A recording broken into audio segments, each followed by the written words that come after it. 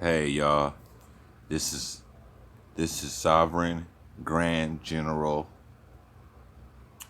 369 Life Path 11. Now look it, I want to give you some information about how to deal with police officers when you have kids and when they come to your door and things like that, and like what should the things you should be doing. Now the thing is that now when your kid is born, right?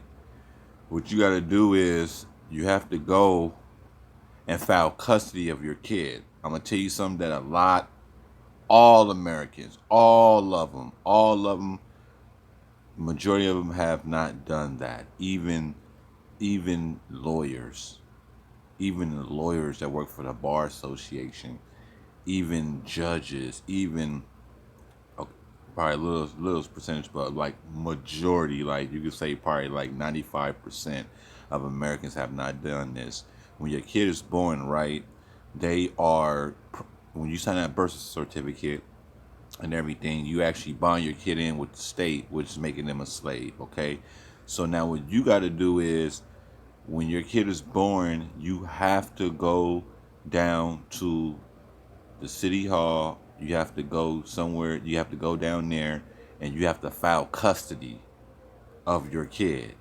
You have to literally, even though that's your kid, and you sent the birth certificate, and and everything, and is recognized through corporates. You have to go and file custody, legal custody, legal custody. You have to go and file custody of your kid when they're born. After you have to go and file custody. And with that, so what that does is when somebody calls the police on you or make a false report saying, oh, this kid is this kid is that, someone's been abusing them or they've been crying loud and they try to get your kid snatched, it won't be easy for them to do that. They can't do it because you file pure custody. So if they do that, and they force their way into still trying to take your kid, and you have like real custody, like you filed the custody, not custody that you just have your kid and you sign a birth certificate, you then like you take the kid home and it's like voila, that's it. No, there's a real way of having your kid as your property, and that's filing custody. So if they go against that, then that will be kidnapping. And and it's real, and you can actually sue the court. Now when you actually sue the corporates, if it's not signed by Article 3 judge, Article 7 judge, no warrant and none, they can't come in. So that's what you want to do. You want to file custody of your kid. When your kid is born, you have to go down and file custody. You know what I mean? That's what I really want to tell you. So just make sure you do that. And now another thing what you want to do is you make sure when you file custody, make sure you put an affidavit. You write an affidavit concerning your kid and concerning future injuries. Uh, a false report. The person that called the police on you and made a false report, you want to sue them. You want to sue the person that's making a false report, which is making a false report can reverse to an investigation, and they will be arrested. You can get them arrested for making a false report, a 141.1 penal code false report, and that right there is a crime. So you want to sue them for making a false report. A lot of non-melanated people are calling police on black and Mexican and Latino people because they feel intimidated by them having a lot of kids, and which is you gotta reproduce. Keep producing, don't stop. My Mexican brothers and sisters and black sisters, keep producing. Don't worry about outsiders because they are intimidated by you multiplying, because a lot of people are on a decline mode of not having children because they have mean hearts. Their women have very, very mean hearts and not tough skin. So With your affidavit, what you want to do is you want to file an affidavit with your kid, with you on there, and with your name and their name, your newborn, and you don't wish for no you know, you don't you future injuries.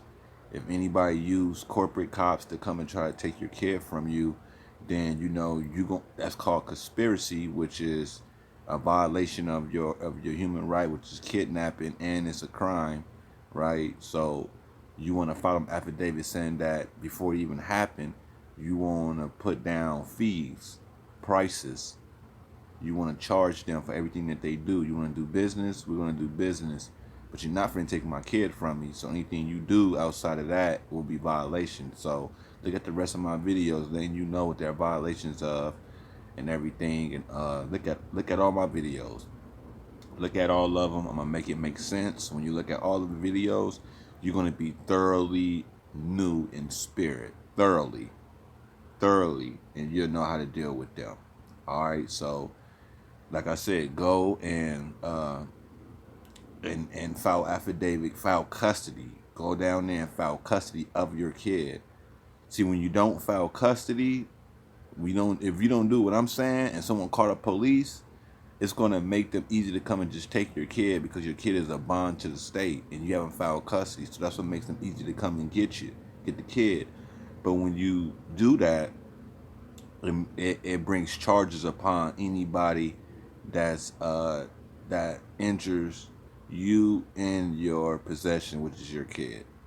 Okay, because it's a business. Remember, they look at people as commercial entities, corporate entities. So everything is commercial. So they're gonna look at them as property, not a person. So if you file the person as property up under you in the affidavit, and you file custody, which is like you file custody and you file affidavit, which is double coverage, then you will be pretty. You can sue them for anything that they do unlawfully. And a person that called, right, don't have no proof.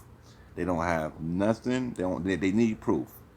After 72 hours, if they lock you up and they have no proof, then you would want to sue them, and you want to sue the police officers for conspiracy, a violation of human rights, and you go straight to the top. And you want a jury hearing, and it's going to work in your favor, and you should sue the other person that made a false report, and either you sue them for money or they get locked up. So hurting people with their finances is what hurts people. Their money, that's what hurts people. So sue them for some money, and they will leave you alone. And then another thing is that when you have your house, or if you stay in a house, build gates. Build you a gate. And in the front of the gate, you have a warning sign stating to corporates. If you don't have a warrant, you cannot come beyond this property. And if you come beyond this property, this is the penalty. This is the penalty code. This is my private policy, your own private policy, and law. Your private policy is that, shit, nigga, I will have a motherfucking gun waiting for you. You put the gun signal up there, right? That's your private policy law as a private citizen. That's the law. And them violating, which is you have a right to fucking shoot them. And there's nothing they can do about it because the policy is right there. So that's how it is, man. That's how it is. You gotta do something what you know you're gonna do, along with because of the violation that they're gonna be doing. Let them know ahead of time. Make sure you build a gate, not no little ass fence. Talking about a big black gate where they can't even probably look inside. And make sure you have one of those gates where you gotta have a beep, like a beep, like one of them push button gates, where that's all you need to come inside your property. Other than that, there's no way they can get in. And make sure you have you a couple of dogs beyond that gate, a big ass gate. It's kind of see through a little bit, but you have a big ass gate and you have your dogs there. Nothing they can do about it. You need protection. You need to put up a real gate, an electric gate, a real big black electric gate where you can see through, it and they can't see in. All right, there's no way they can get on the property. Don't ever have just a house where they can just walk onto your damn porch. Never do that. Well, that I know you get a nice little amount of money because you got a house, you got enough amount of money to where you can build a big ass electric gate. You have dogs there, and you have policies for cops. So if you want to have a warrant, you cannot come beyond these gates, and if you do, that's violation of a criminal act, and you do have a right to protect yourself and defend your property and everything. So that's just what it is. So that's what you want to do. That's how you deal with them before they even get to the point of getting on your porch. They can't even get on the porch. They're not finna hop over. You got fucking big ass dogs. You got 2, 3 big ass dogs there. They can't hop over, right? And make sure you get you an entryway where only you can go in. If you can't go into the gates because you have the dogs, so you don't want the dogs to run out.